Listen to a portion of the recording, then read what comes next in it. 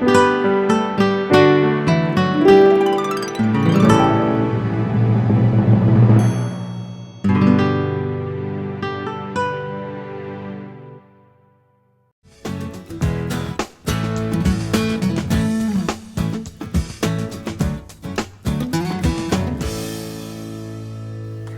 I'm Al Sutherland with your Mesonet Weather Report. Tuesday was not the kind of day farmers want or need. A map of maximum air temperatures for May 14th shows that the state was warm. Beaver was the hot spot with a high of 94 degrees. Temperatures were in the 90s in the west and southwest and upper 80s for most central and eastern Mesonet locations. The lowest temperature was 83 at Mount Herman in the far southeast. It was also windy. A map of maximum wind gusts for Tuesday shows that it was gusty across the state. Granfield had a peak wind gust of 43 miles per hour. West of I-35, the wind gusts peaked in the mid-30s, while east of I-35, they generally topped out in the mid-20s. Tuesday was a blustery day, generally from 8 in the morning to 8 in the evening, as we can see in a wind graph from Weatherford. This combination of warm air and strong winds stresses winter wheat and canola. It creates a higher demand for water than the plant can keep up with, and if this lasts too long, it hurts grain fill, reducing yield and quality. Hopefully we won't see too many days like Tuesday. Here's Gary with a moisture and drought update. Good morning, everybody. Welcome to Sun Up. Certainly hope you've had a great week.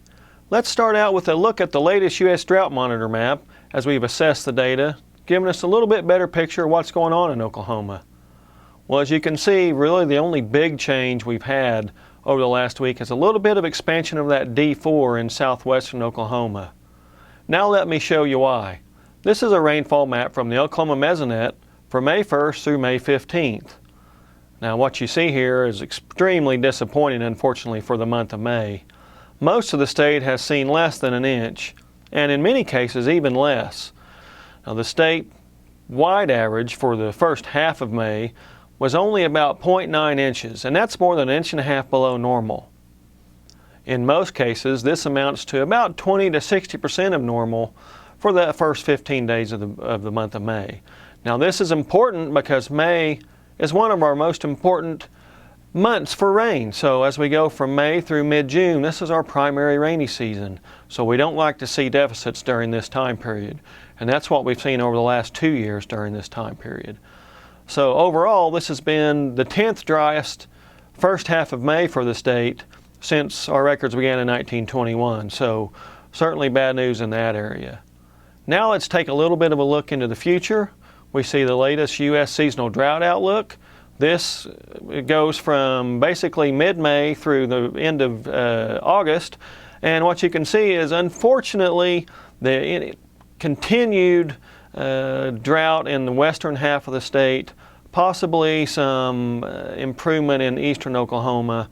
But again, this is not the type of map that we want to see as we look forward, as we start to approach the summer months. All right, now we're back into the thick of it in spring with rainfall deficits building, so we need that rainfall to continue, and we definitely need it to shift to the west. That's it for this time. We'll see you next time on the Mesonet Weather Report.